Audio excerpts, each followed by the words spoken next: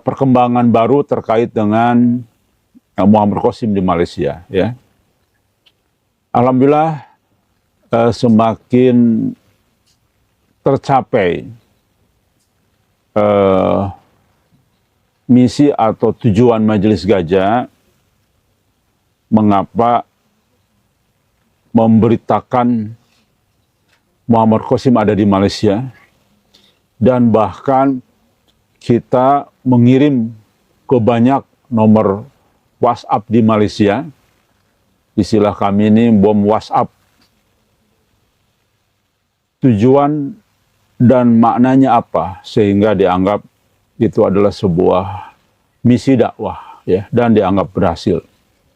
Rekan sekalian, kalau kita sebagai aktivis dan petarung sejati akan selalu memanfaatkan momentum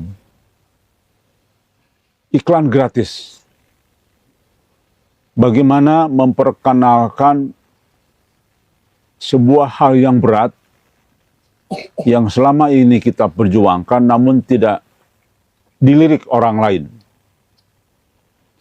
Maka dari sisi seni campaign, seni berkampanye, seni menjelaskan, bisa jadi dari pendekatan hal yang membuat orang penasaran, ya, dan itulah kita harapkan menjadi viral.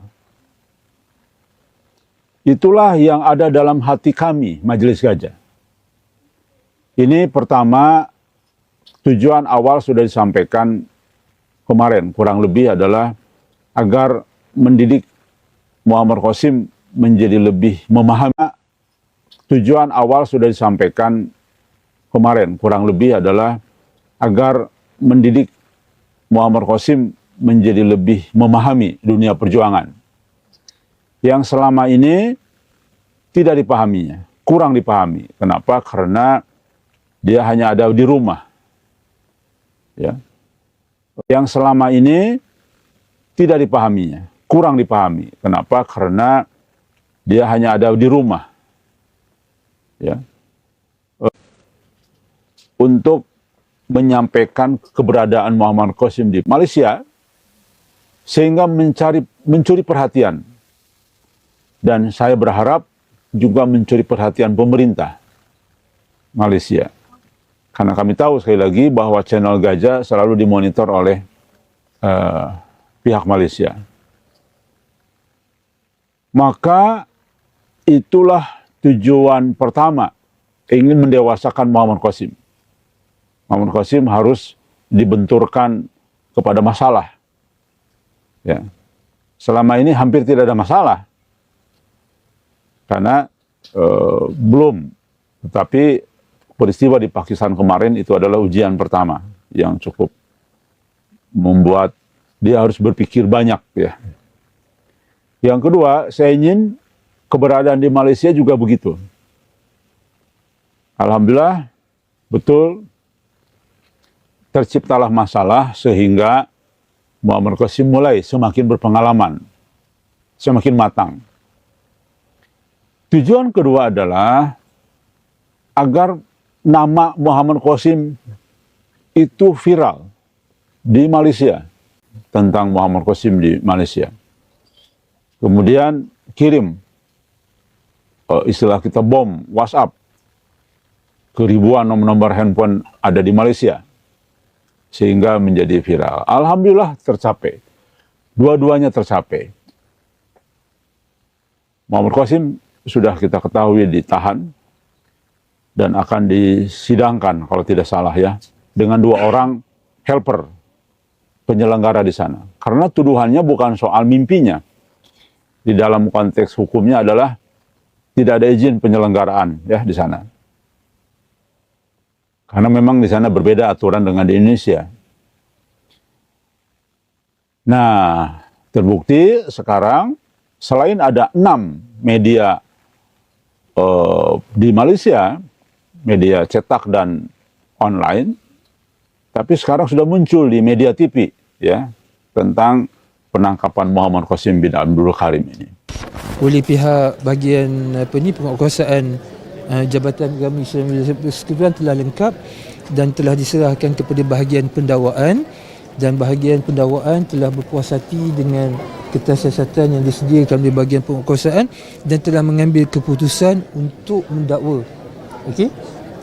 Seingat saya ada 3 orang yang didakwa setakat ini di bawah Seksyen 11 dan Seksyen 46/3, iaitu kesalahan di bawah Akta Jenayah Syariah wilayah-wilayah persekutuan, iaitu mengajar tanpa tauliah.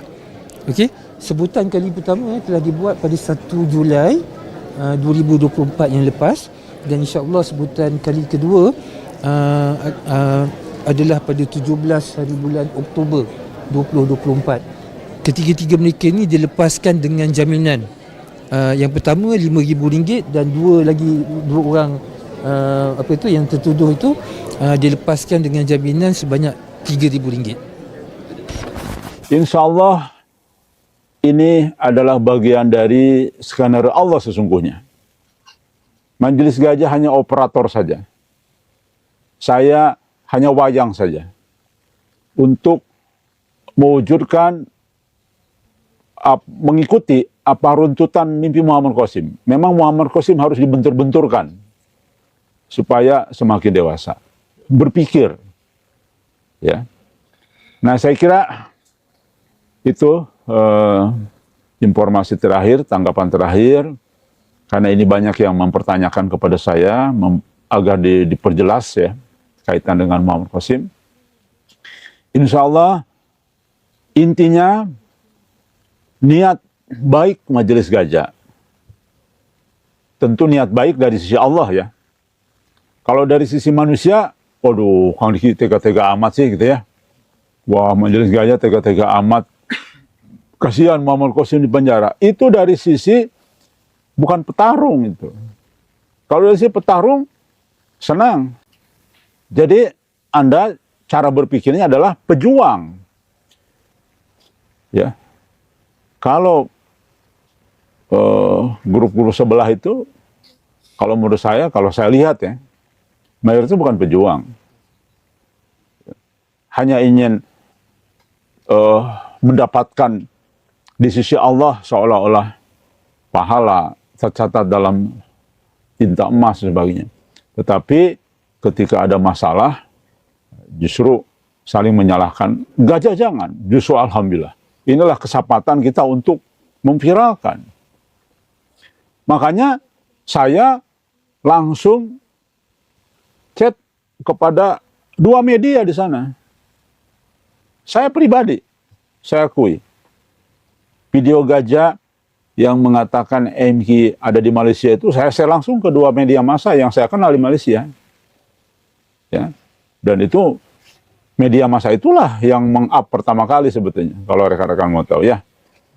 Baik, jadi sebetulnya ini kita akui jujur, memang Gajah berperan. Walau alam, apakah Malaysia tahu akhirnya ada Muhammad Qasim kemudian ditangkap, apakah itu dari Gajah atau tidak, walau alam, kita tidak tahu. Tetapi Gajah sudah berusaha untuk menginformasikan ini. Dan alhamdulillah, insya Allah, hitungan saya dalam gini, rekan sekalian, saya 15 tahun jadi konsultan politik ya. Jadi selalu ada satu hitung-hitungan. Ketika kita campaign, kita bisa memprediksi sekian ribu orang melihat, 1 juta orang melihat, sekian ratus ribu melihat. Nah, saya perkirakan dari kejadian ini, saya perkirakan akan ada 2 juta orang Malaysia yang akan melihat, menonton, membaca tentang Muhammad Qasim. Perkiraan kasar ya, dari sisi ilmu campaign. Karena jangan lupa, satu media bisa puluhan ribu. Belum dari mulut ke mulut, belum di TV ya. Sekarang sudah masuk TV, berita TV tentang Muhammad Qasim dan ya dari Pakistan itu. Jadi itu perkiraan kasar saya dari sisi ilmu campaign ya. Karena sekali lagi saya punya pengalaman banyak di dalam mengkalkulasi kemungkinan-kemungkinan statistik itu. Ini luar biasa. Coba bayangkan kalau tidak ada peristiwa ini. Sulit orang paham tentang Muhammad Qasim di Malaysia. Karena memang di Malaysia itu terbatas. Gerakan dakwahnya itu benar-benar dimanage oleh pemerintah. Beda dengan Indonesia. Indonesia sudah hampir banyak orang tahu tentang Muhammad Qasim karena kita bebas bicara. Bahkan rekan-rekan sekalian, lihat, jangan hanya melihat channel Gajah saja, tapi channel-channel turunannya yang juga banyak yang memotong kemudian di channel masing-masing. Sudah ada yang ratusan ribu, bahkan saya melihat ada yang sudah 1 juta sekian itu. Ada yang ngasih ke saya, Kang, ini tentang Muhammad Qasim sudah 1 juta sekian di akun ini, di akun ini. Jadi itu, makanya di dalam konteks ilmu campaign itu jangan lihat induknya. Induknya bisa aja 20.000 ya.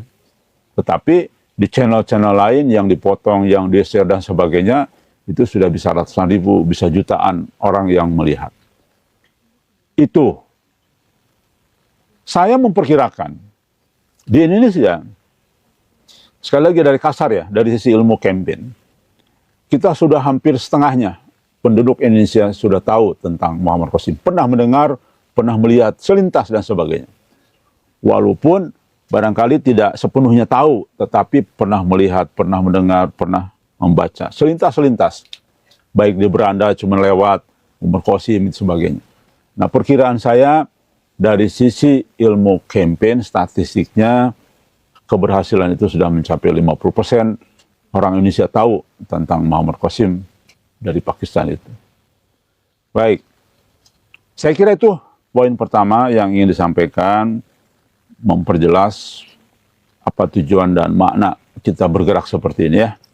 Satu saja tujuan kita adalah ingin supaya Muhammad Qasim menggapai takdirnya.